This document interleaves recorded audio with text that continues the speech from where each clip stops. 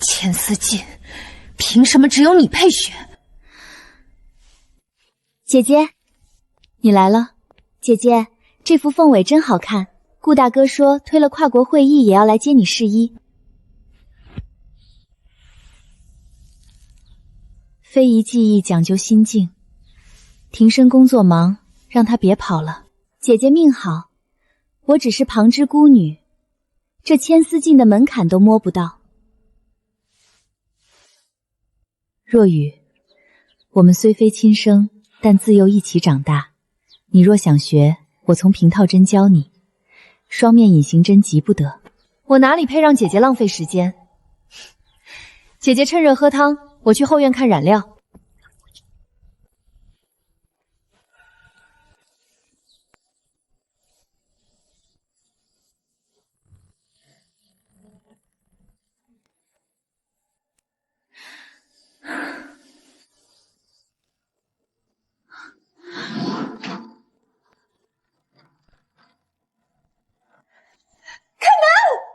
谁在外面？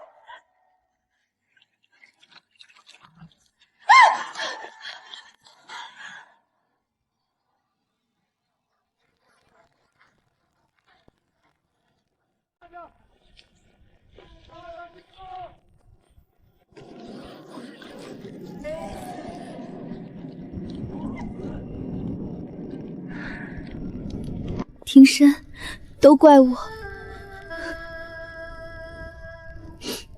要是我早点发现线路老化，姐姐也不会出事。我对不起姐姐，对不起沈家，我真的好想跟姐姐一起走。若雨，不怪你，这是意外，谁也不想发生这样的事。若云在天有灵，也不希望你这样自责。若雨妹妹跟延生为什么会抱在一起？你还有我，以后我会照顾你。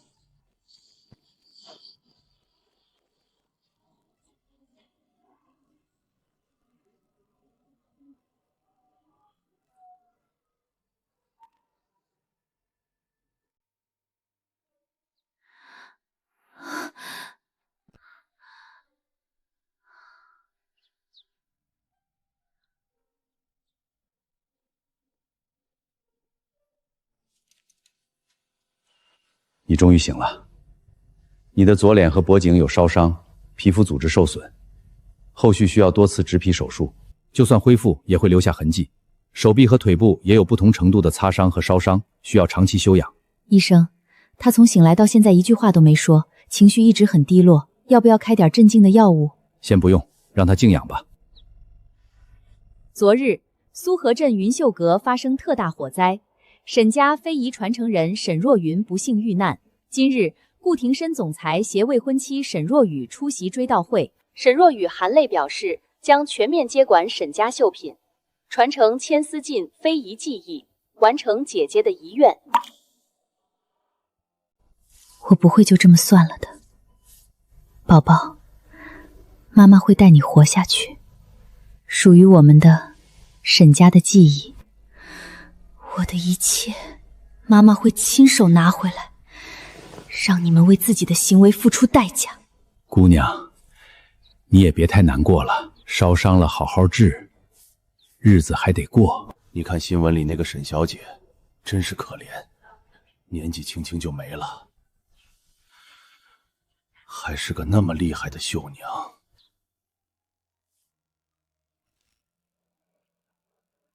一针一线，皆是心安。青衣，你这手艺真是没得挑，比街头那家裁缝铺好10倍。上次我那件破了个大洞的棉袄，你补的一点痕迹都看不出来。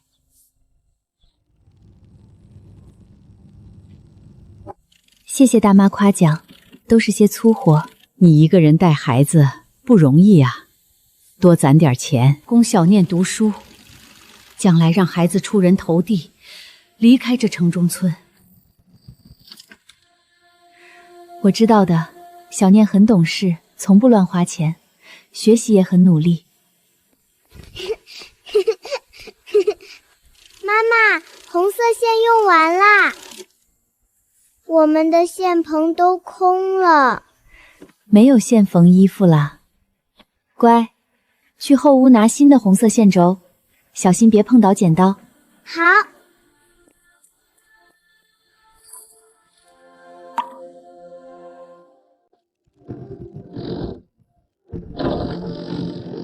青衣，今天生意怎么样？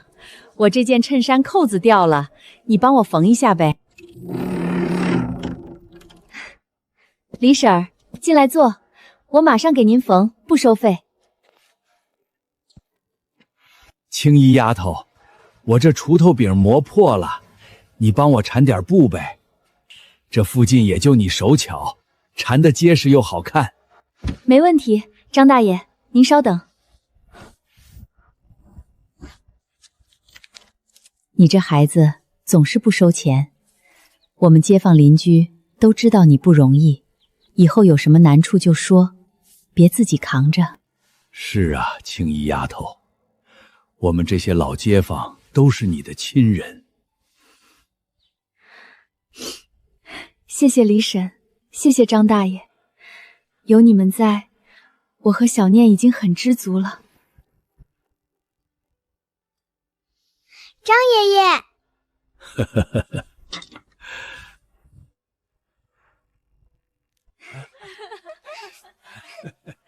这6年，就是这些善良的街坊邻居，陪着我和小念走过了最艰难的日子。顾总，这地方太乱了，又脏又破，到处都是灰尘和线头，怎么能修清代旗袍这种文物啊？我们还是回市区找专业的文物修复师吧，别在这里浪费时间了。别废话，明天就是非遗博览会开幕，这件清代旗袍今天修不好，顾氏的招牌就砸了。我不管找什么人，必须修好。庭深，我真的尽力了。这料子太脆了，用的是沈家失传的双面隐形针，我不敢动，怕一失手就彻底毁了。你不是对外宣称青出于蓝是苏河第一绣娘吗？连一件旗袍都修不好。我听说这一片有个手巧的裁缝，什么活都能做，说不定他能修好。死马当活马医吧。老板，这件衣服能看一眼吗？小本生意，只缝补普通衣物，不接精细活。出去，别耽误我做生意。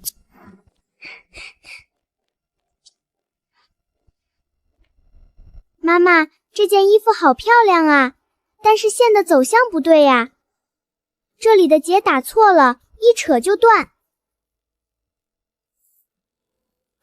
哪儿来的孩子，敢碰顾氏的文物，弄坏了你赔得起吗？小念，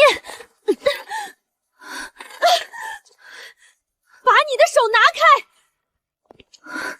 你发什么疯？跟一个孩子计较什么？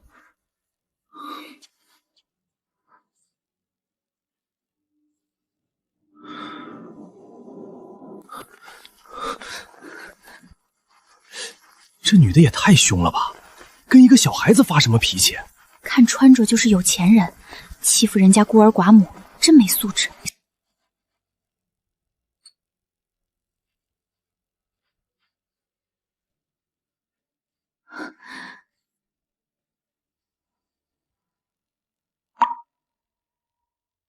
小朋友，告诉叔叔，谁教你这么拿针的？谁教你藏线结的？是妈妈教我的，妈妈教我拿针，教我缝东西，还教我认各种线。你转过身来，我让你转过身来！庭深，就是个小孩子瞎闹而已，瞎猫碰上死耗子。咱们走吧，别在这儿浪费时间了，再找别的修复师就是了。这件旗袍你修，价钱随你开，只要能修好，多少钱我都给。庭深，你疯了！让一个无名无姓的乡下裁缝修清代古董，这要是弄坏了，谁负责？我们顾氏丢不起这个人。你修不好就闭嘴，别在这里碍事。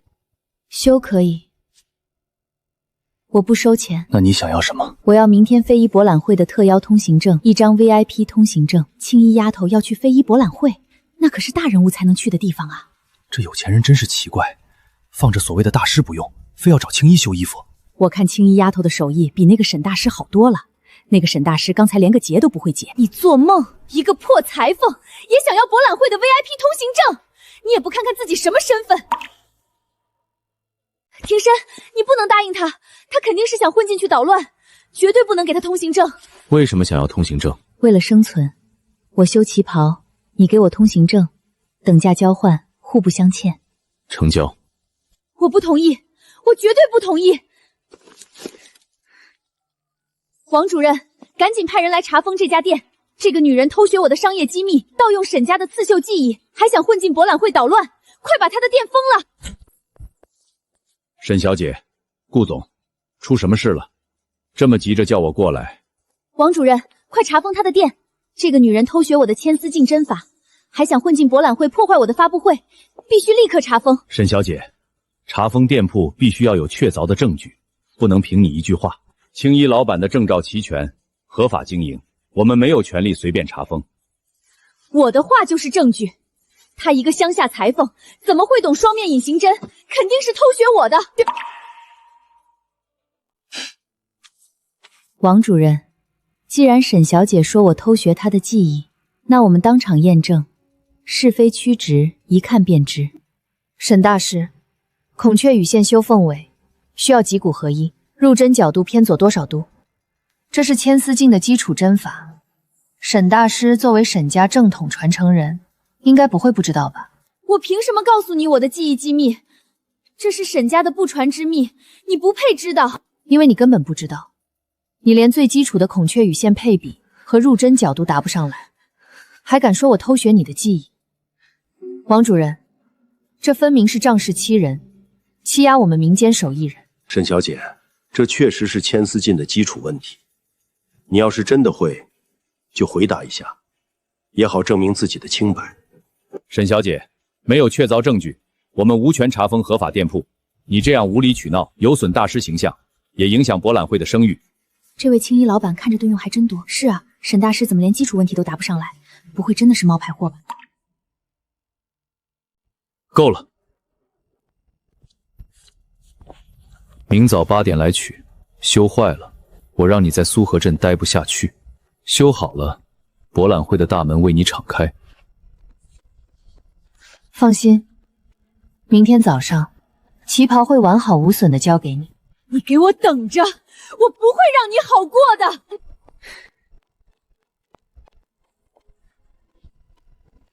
沈若雨，属于我的东西，我会一点点拿回来的。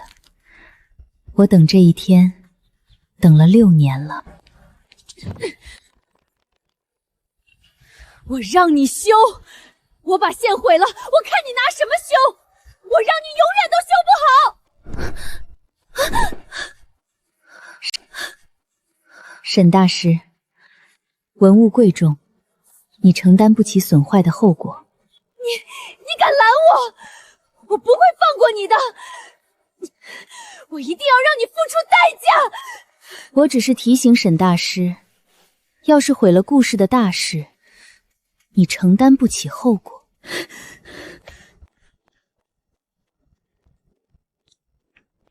青衣，你没事吧？那个女人太凶了，跟个女人疯婆子一样，你可别得罪她。咱们小老百姓惹不起有钱人。大妈，我没事，我只是修我的衣服，她奈何不了我。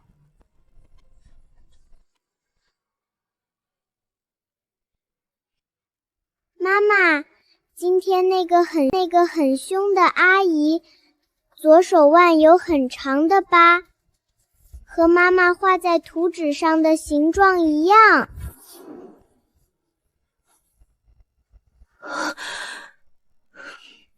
小念，你说什么？你再跟妈妈说一遍。就是那个凶阿姨，手腕上有一道弯弯的疤，和妈妈每次做噩梦醒来之后画在图纸上的形状一模一样。沈若雨，你以为6年过去了，就没人记得你手上的疤了吗？你犯下的罪孽，总有一天会被公之于众。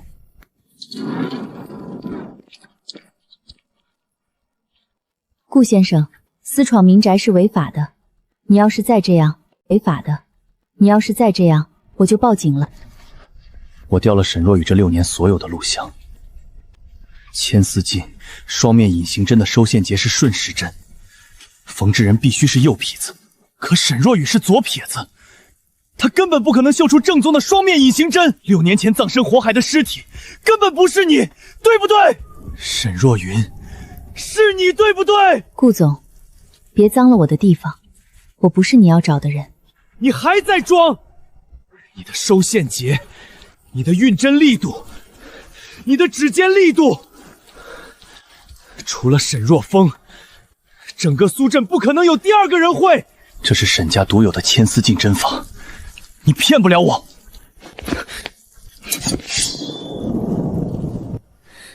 别碰我，别碰我！再往前一步，我现在就撕了这件旗袍，谁也别想拿到。好，我不碰你，你摘口罩。只要你是沈若云，我替你讨回公道。6年前的账，我跟沈若雨算到底。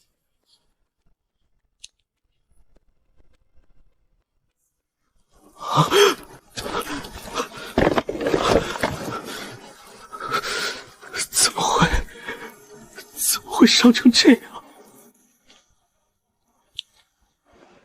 这张脸是你那位娇滴滴的亡妻吗？顾总，看清楚了，我不是沈若寻。顾先生不去写小说可惜了，想象力真丰富。我叫青衣，是个毁了容的孤儿，无父无母，和沈家没有任何关系。不可能！单凭一本笔记，怎么可能学会如此精深的双面隐形针？这需要10几年的功底，不是一朝一夕能练成的。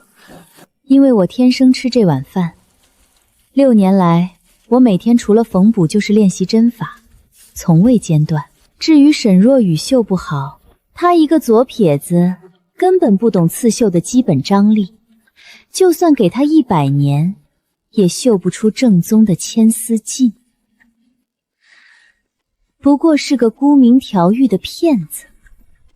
妈妈，那孩子呢？你当时身体受损严重，怎么可能生下健康的孩子？小念不是我亲生的，我逃荒路上捡的孤儿，看他可怜，就收养了他。有没有血缘关系，不是你说了算，我会去查清楚。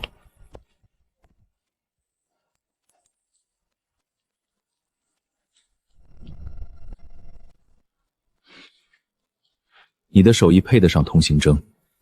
明天上午10点，非遗博览会。如果你真只是个普通裁缝，就用实力把沈若雨从神坛上拉下来。我会去查卫生院6年前的入院记录。青衣老板，希望你的故事经得起推敲，别让我发现你在骗我。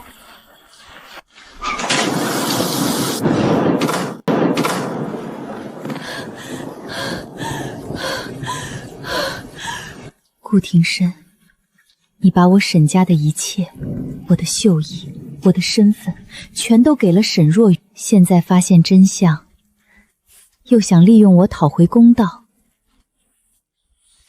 你欠我的，永远都还不清。沈若雨，明天就是你付代价的开始。我要让所有人都知道，你是个冒牌货。我要亲手夺回属于我的一切。小念不怕，妈妈在，妈妈会保护你，谁也伤害不了我们。等明天过后，妈妈就带你过安稳的日子。妈妈，房子好大，像水晶宫一样，比我们的缝补店漂亮100倍。走，妈妈带你看大人们变魔术，看坏人怎么被拆穿。沈若雨，是。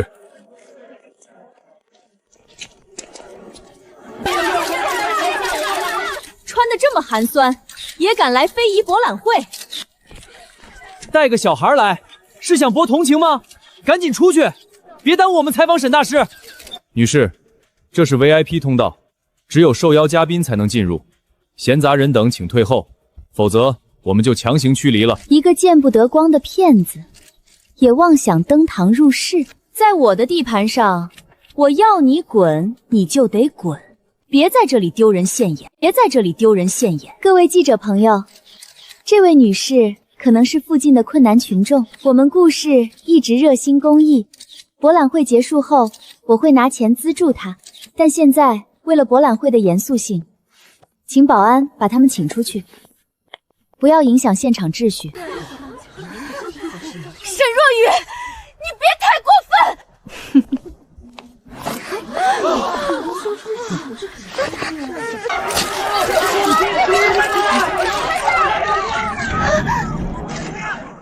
吵什么？成何体统？在非遗博览会的现场大呼小叫，像什么样子？李局长，惊动您了，都是小事，我马上处理好。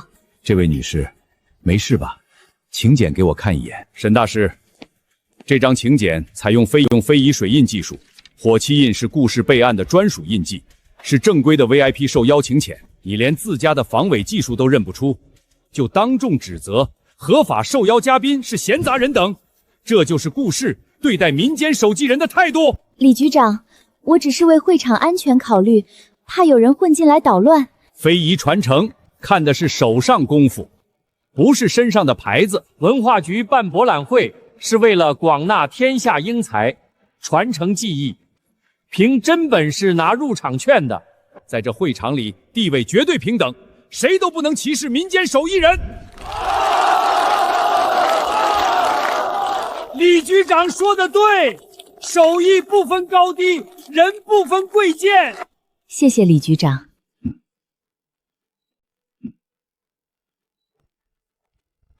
各位领导、各位专家、媒体朋友们，这件乾隆御用侧丝龙袍，左肩海水江崖纹大面积断尾绘，破损严重。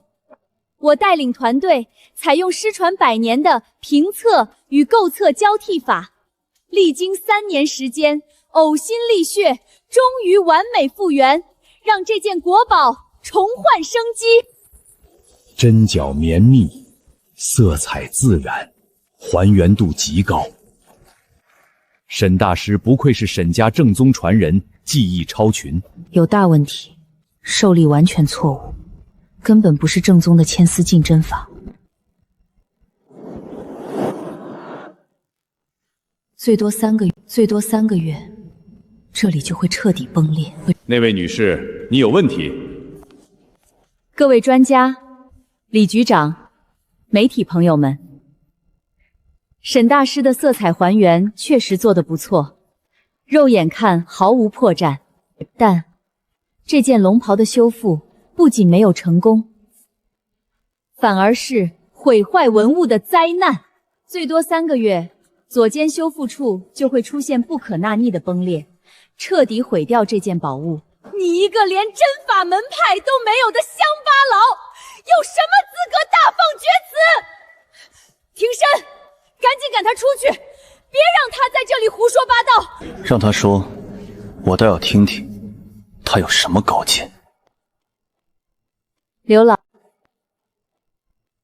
老，各位专家，侧丝的核心原理是通经断尾，清代宫廷匠人全是右手主针，原衣经线受力点在右侧，倾斜15度角。沈大师的团队修复时采用左匹子逆向穿插法，受力点完全相反，和原织物的张力背道而驰。不仅如此，您看修复处的边缘，左撇子的运针习惯导致收线打结时丝线呈逆时针螺旋。这种逆时针的拉扯正好和周围几百年的老布料右向纹理对抗，只要温度、气流发生急剧变化，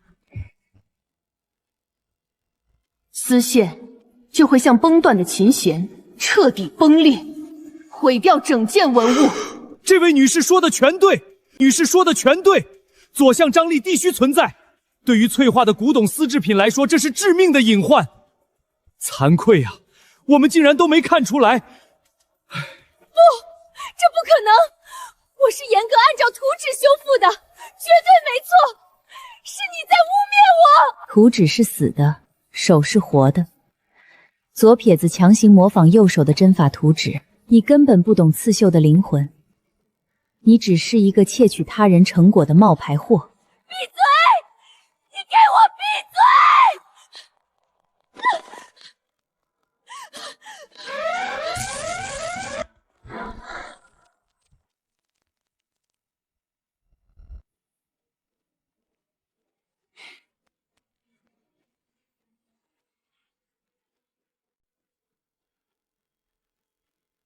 双面隐形针，受力完美契合原文，毫无破绽。这是谁的手笔？是他。同时，我宣布，由于沈若雨严重技术造假，毁坏文物，顾氏集团立刻解除与其所有合作关系，撤销其所有头衔。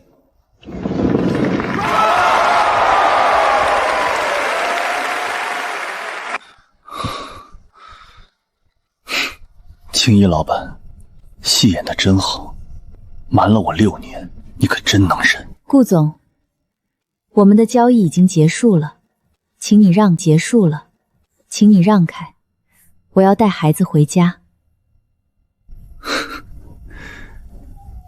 交易结束，今早孩子喝了矿泉水，我让人拿走瓶子，加急做了 DNA 比对，经鉴定，检则符合生物学父子关系。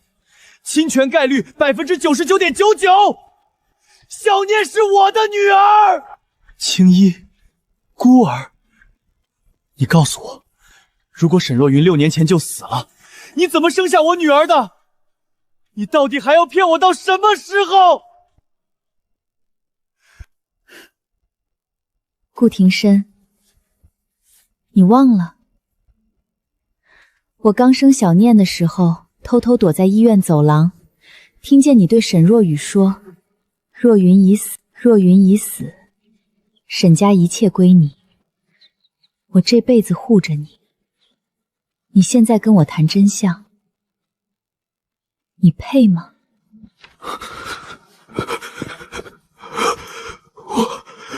我当时不知道真相。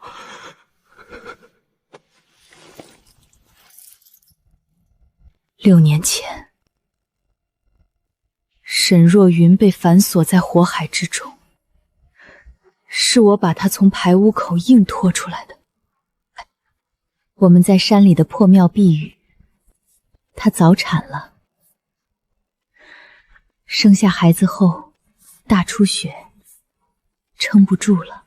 临死前，她把这枚银锁和刺绣笔记交给我，让我带孩子隐姓埋名，好好活下去。因为他说，那扇门不是被火烧坏的，是被人从外面用工具死死焊阻的。那不是意外，是有人故意为之。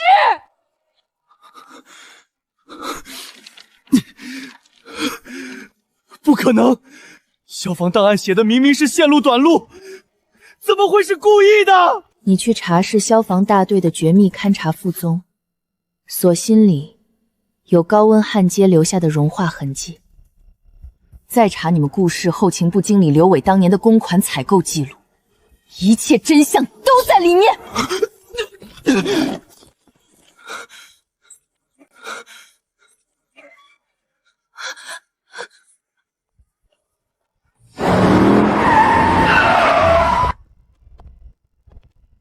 顾总，你电话里提到6年前云秀阁特大火灾的新线索，确定在这里谈？陈大长，青衣老板是火灾的场外知情人。他指出，当年火灾现场的防盗门并非高温变形卡死，而是被人从外面用工业工具强行焊死的。我请求重新查阅当年非公开的技术勘查附录。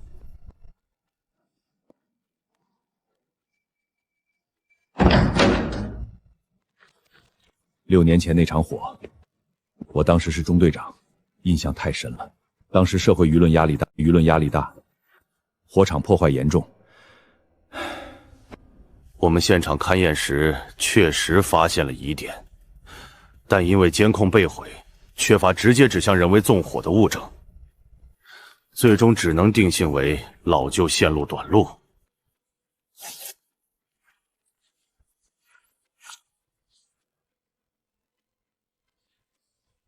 煤机镜头下，锁舌与门框的连接处有非常规则的金属融化物。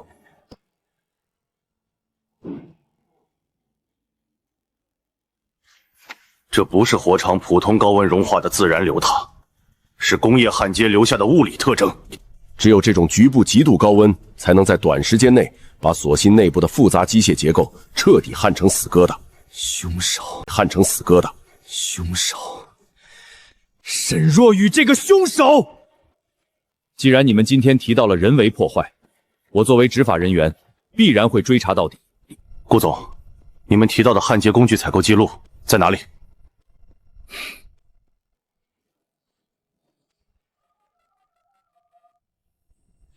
法务部，立刻接管后勤助刘伟的电脑和所有账本。5分钟内，我要他6年前在顾氏名下的所有内部采购流水，特别是那一周的工业耗材记录，发到我邮箱。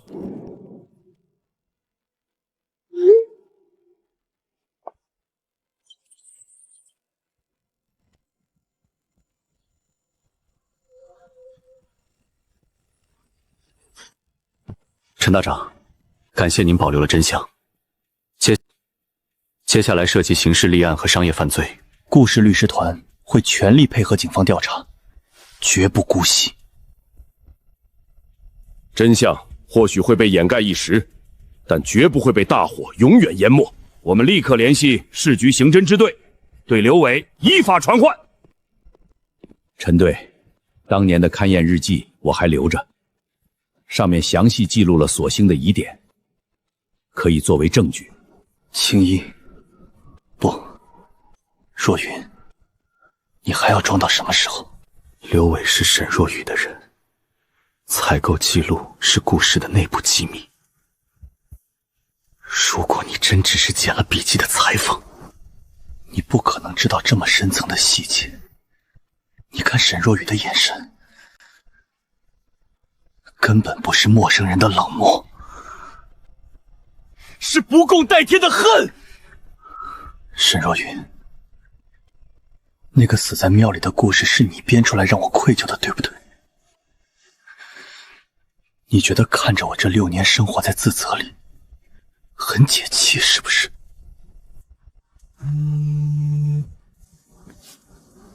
顾先生，我说过，我叫青衣。你想查的真相，现在已经查到了。沈若雨和刘伟才是你的敌人，而我只想安稳地带孩子，经营缝补店，过普通人的日子。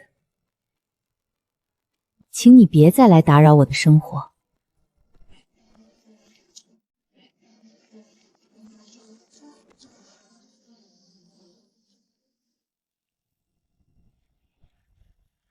青衣老板，我们是市知识产权保护局和市场监管局的，接实名举报，你店里涉嫌非法持有并盈利。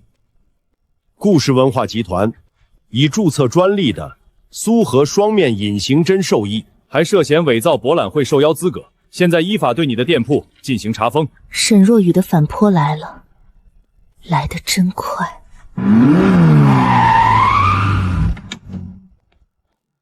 同志，这就是剽窃者，他不仅偷了我们沈家的技术，还用不正当手段误导博览会的专家，毁坏我的名声，毁坏我的名声！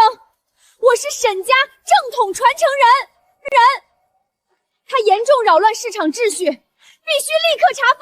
沈若雨，你敢说那些专利真是你自己研发的？不是你偷了沈家的手稿抢注的？证书上写的是我的名字，法律就认我，你再狡辩也没用。沈若云，就算你没死又怎么样？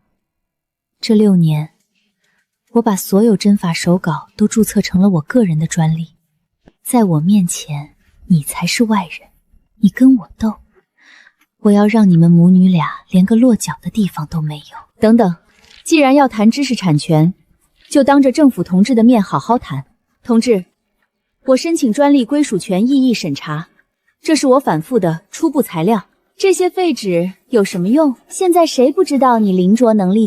现在谁不知道你临着能力强？随便画几张就想冒充原创？这些纸没用，但纸下面的东西有用。请看这面旗子，沈小姐申请的专利里，双面隐形针的针脚间距是固定的 1.2 毫米。但如果请专业的文物鉴定中心检测这面3年前就挂在这里的旗子，就会发现我用的间距是 0.8 毫米。这是沈若云大师去世前3个月才研究出的改进版，他从未公开，更没来得及交给任何人的进化版。请问沈大师，既然你是正统传承人，为什么你注册的专利反而是落后版本？为什么你手里没有这份 0.8 毫米的进阶稿？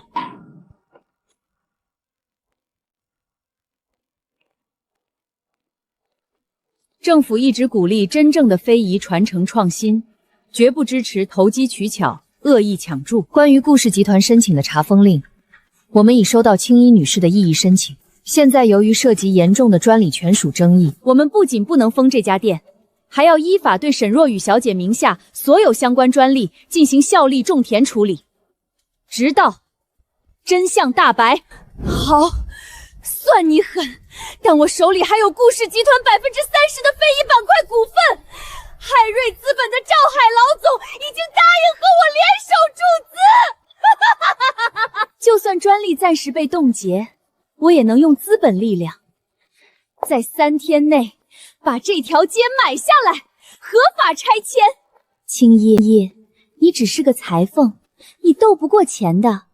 资本的世界，你永远不懂。谁说你手里还有股份？沈若雨，因你涉嫌利用虚假技术骗取集团资源，并与竞争对手赵海存在非法内幕利益输送，经顾氏董事会连夜紧急会议决定，立刻剥夺你所有首席执行权，并向法院申请冻结你名下所有股权份额，直至警方调查结束。另外，你那好表哥刘伟，现在已经坐在市局刑侦的审讯室里了。他很配合，10分钟前刚承认，6年前是你指使他，用工具锁死云秀阁的门，制造火灾，谋害沈若云。不可能，刘伟不会出卖我的，他不敢，他收了我的钱，他不敢背叛我。他是不敢，但他更怕承担法律责任。警方把采购记录甩在他脸上时，他为了争取宽大处理，把你给他打款的海外账户记录全交代了。你猜在他眼里，你这所谓的大师值多少钱？一文不值。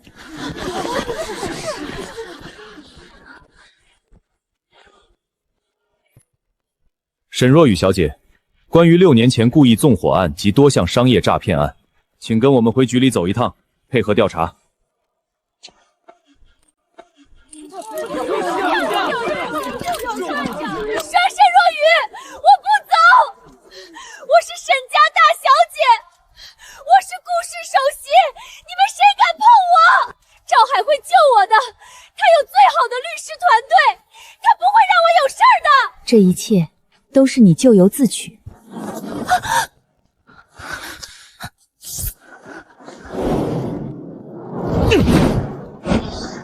你从来不是沈家大小姐，你只是一个满手罪孽的窃贼，一个害人凶手。带走！我要让顾氏最顶尖的律师团做原告，让你为自己的行为付出应有的代价。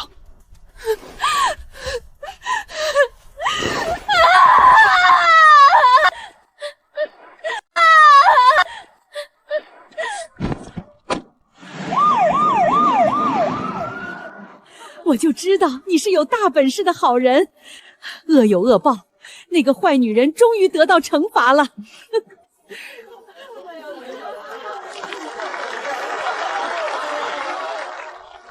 沈若雨进去了，刘伟也翻不了案，真相终于大白了。现在你能告诉我真相了吗？若云，算我求你，别再骗我了。顾先生，你想知道真相，跟我去一个地方。小念，去把妈妈床底下的旧木匣子抱出来，小心点儿，别摔了。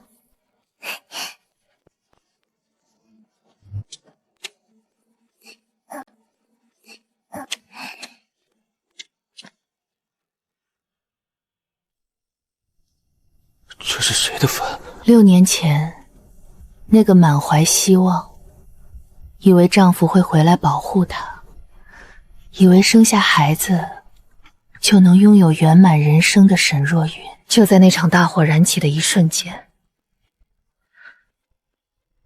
彻底死在那间绣房里了。顾庭深，这些痕迹是我在排污道里爬行时留下的，那些无数个日夜的噩梦，是你这位口口声声说爱她的丈夫6年都不曾察觉的漏洞。你现在要我承认我是沈若群，承认后呢？要我带着这些痕迹，回到充满镁光灯的顾家做阔太太？还是把小念带走，让她进尔虞我诈的豪门？我不是那意思，我只是想弥补你们，想照顾你们。你该庆幸我还活着，顾婷，但这6年支撑我活下来的，从来不是爱情，是对小念的责任，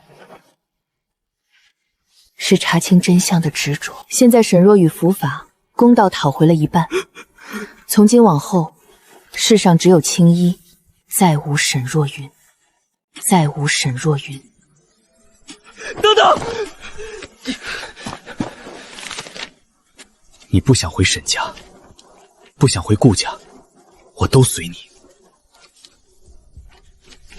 但你不能剥夺我弥补孩子的权利，更不能抹杀顶级传承人应有的荣誉。这笔钱，我以顾氏基基金会的名义捐给基层手工艺者。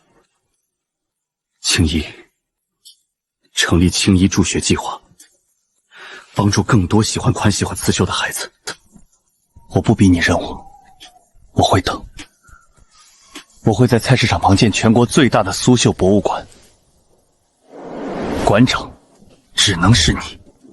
我会等到小念愿意叫我爸爸，等到你愿意摘下口罩，重新教我握针的那一天。顾总，因为沈若雨的丑闻，我们文化板块的市值3天蒸发了整整30个亿。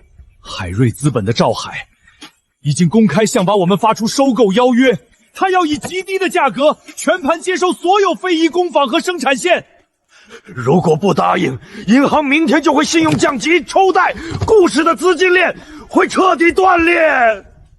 非遗板块是顾氏的根，是苏河镇几千名绣娘的命脉。赵海要的不是传承，是资本垄断。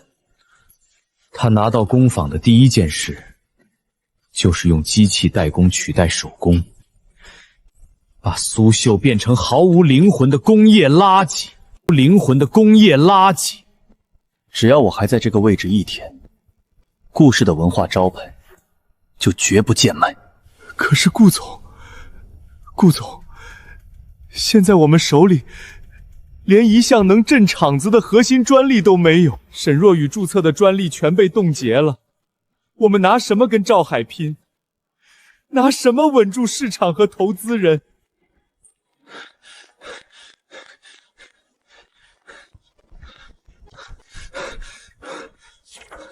顾总，海瑞资本的要赵海送来的，明晚他在洲际酒店办新国风 AI 制造刺绣全球发布会。他放话了，不仅邀请了全球顶级买家和媒体，还说……他说什么？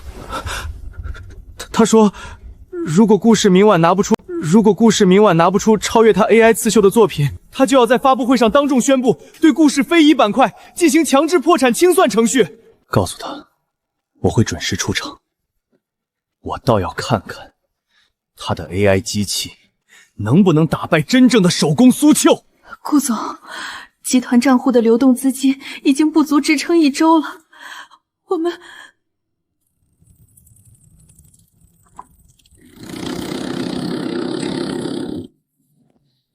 青衣老板，顾总让我给您送个东西，这是经过公证的不动产赠与合同，还有数额庞大的信托基金文件。这是什么意思？我不需要顾总的施舍。青衣老板，顾总说故事可能撑不过这星期了。海瑞资本的赵海联合海外游资，正在对顾氏进行绞杀。顾总把他在顾氏名下的个人分红只能全套现，买下了这城中村一整条街的产权，成立了不可确销的信托基金，受益人是小念，代管人是您。顾总说，无论商场怎么变天，他都要确保您和小念这辈子衣食无忧，没人能再用资本力量把您从这里赶走。他还说，让您千万别卷进明晚的发布会。赵海是个没底线的人，他怕伤到您和小念。顾庭深，你以为钱能抹平6年前的大火吗？能抹平我脸上的痕迹吗？能抹平我抱着小念在菜市场讨生活的日子吗？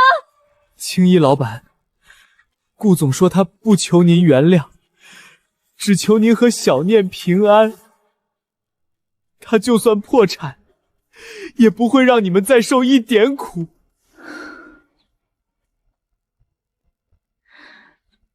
顾庭深，面临破产绝境，你想到的不是自救，而是用最后力气为我和孩子筑起安全防火墙。林特助，把东西带回去。告诉顾庭深，苏和刺绣不是他一个人的招牌，是历代手艺人的脊梁。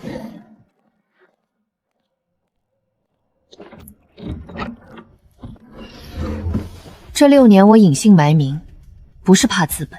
你去告诉顾庭深，明晚的发布会，让他给我留个最好的展位。哼，海瑞资本想吞下苏和非遗，我倒要看看赵海的牙口硬不硬得过我手里这根凤尾针。青衣丫头好样的，咱们手艺人不能输给机器和资本。小念，看好了，妈妈今天教你真正的牵丝菌针法，这叫光变丝，是外祖父当年在江南深山用特殊草药喂养野蚕吐出的变异丝。这丝线遇不同的光线、温度，会折射出截然不同的色彩，是沈家独有的秘料，全世界只有这一卷。赵海想用 AI 和机器取代手工，以为精准度达到完美就能造出艺术品，但机器永远不懂，刺绣真正的灵魂在于不完美，在于手艺人随着呼吸、心跳，甚至悲欢离合，注入其中的那一丝人气。顾庭深，你在用你的方式保护我。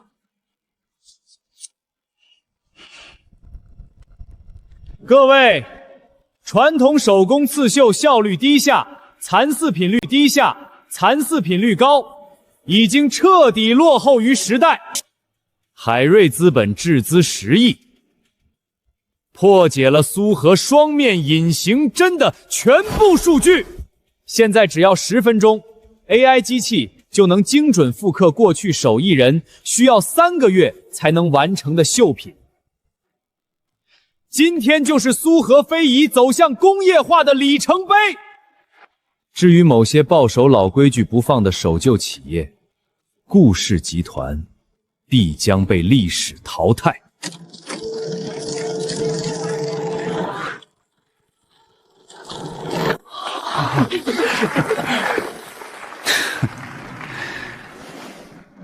顾总，看来顾氏的丧钟今天由我来敲响。如果你现在同意签署转让协议，我还可以给你留点体面，否则明天顾氏就会破产清算。赵总未免高兴得太早。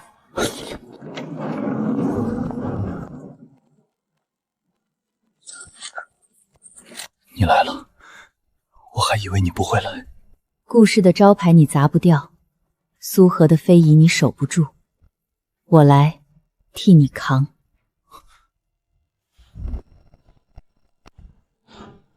哪儿来的女士？保安！保安！把无关人员请出去，别耽误我的发布会。赵总，既然你说 AI 刺绣能彻底取代手工，不如当着全球媒体的面比试一场，看看是你的机器厉害，还是手工的灵魂厉害。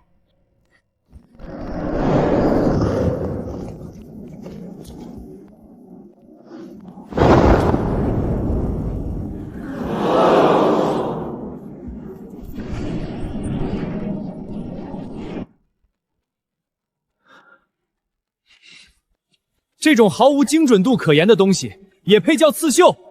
你看这针脚，疏密完全不均匀，这就是手工的劣根性，根本比不上我的 AI 机器。是吗？关灯。你搞什么鬼？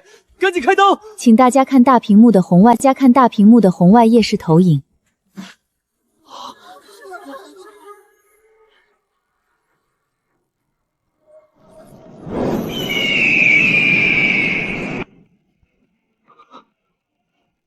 天哪，这不是技术，这是神迹，这是真正的艺术灵魂，机器永远做不出来。这不可能！快，用机器把这发光的东西扫描下来，让 AI 复制，我就不信复制不了。赵总，你复制不了。这幅绣品用的不是固定的 1.2 毫米针具，是极端变频的 0.8 毫米隐形交叉针，每一针的拉力、角度、力度都截然不同。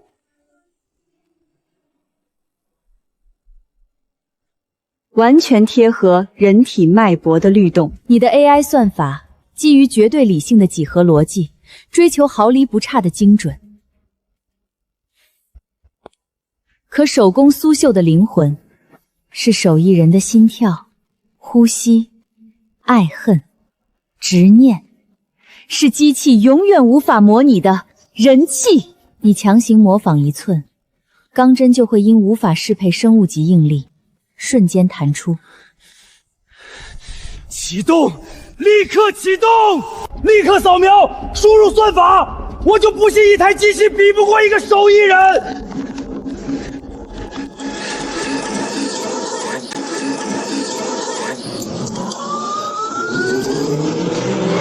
滴滴滴，张力过载，核心部件损坏，钢针弹出。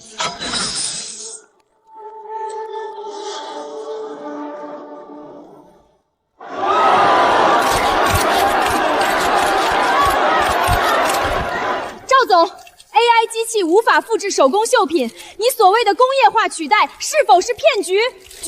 海瑞资本是否涉及曾涉嫌虚假宣传收割资本？你和沈若雨的内幕交易是否属实？你和沈若雨的内幕交易是否属实？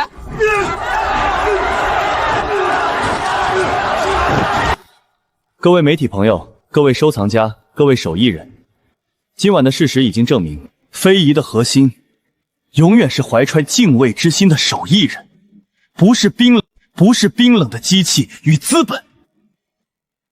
顾氏集团即日起全面停止工业化代工尝试，斥资100亿成立青衣非遗保护基金，坚守手工传承，守护苏河绣艺的根脉。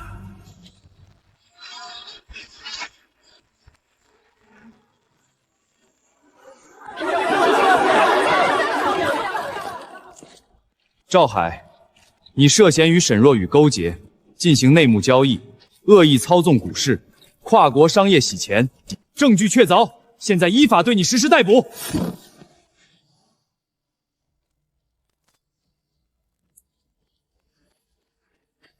谢谢你，不仅为顾氏，更为苏河的所有手艺人保住了这项决议。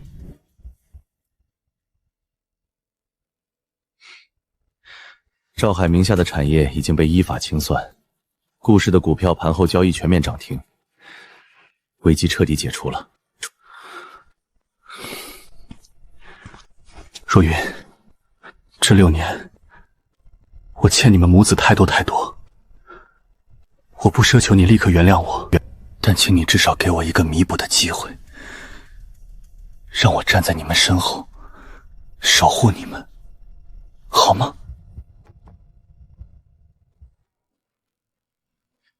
顾庭深，你要看清楚，摘下这口罩站在你面前的，不再是当年只会躲在你羽翼下，连被换门锁都毫无察觉的娇弱千金。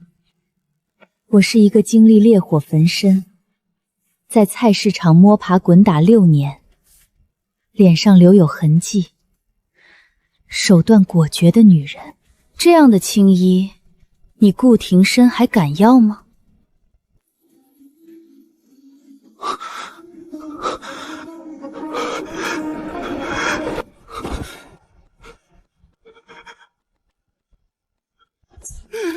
是我瞎，是我蠢，是我没保护好你。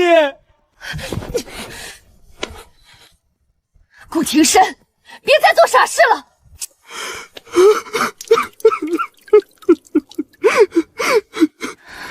6年前，我出了车祸，被重型卡车撞得昏迷了3天3夜。沈若雨趁我昏迷，偷走了我的私人印章，联合刘伟制造了那场大火。等我醒来，看到的是被调包的现场勘测报告，是带着你婚戒的焦尸。我抱着那具尸体，恨了自己6年，以为是我没来得及赶回去救你。我万万没想到，你受了这么多苦，而我却瞎了眼，把那个恶毒的女人留在身边，养虎为患。这些痕迹不是你的遗憾，是我顾庭生这辈子必须用命偿还的罪证。只要你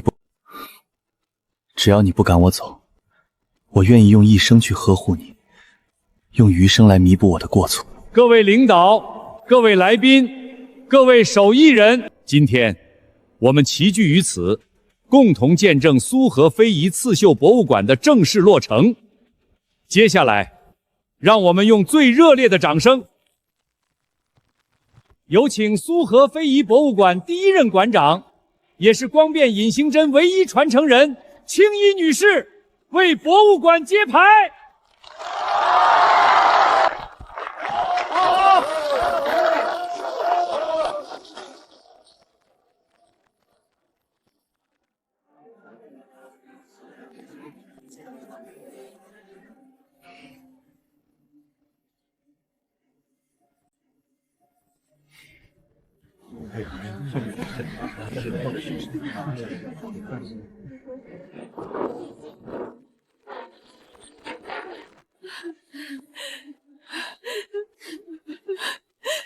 若云，不，青衣馆长，你终于守住了沈家的记忆，守住了我们苏河的绣艺。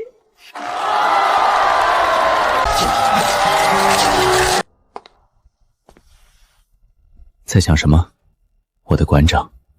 在想，这幅凤凰虽然惊艳，但总觉得少了一点什么。少了什么？你说。我都听你的。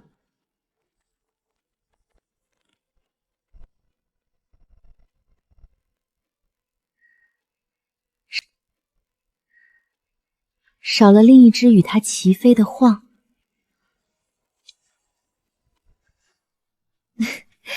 顾先生，当年你答应过我要跟我学刺绣的，现在博物馆缺一件镇馆之宝——双面绣龙凤呈祥，你这位董事长是不是该尽点力了？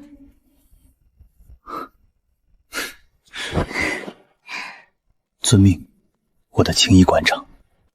余生漫长，我这双手就交给你慢慢调教了。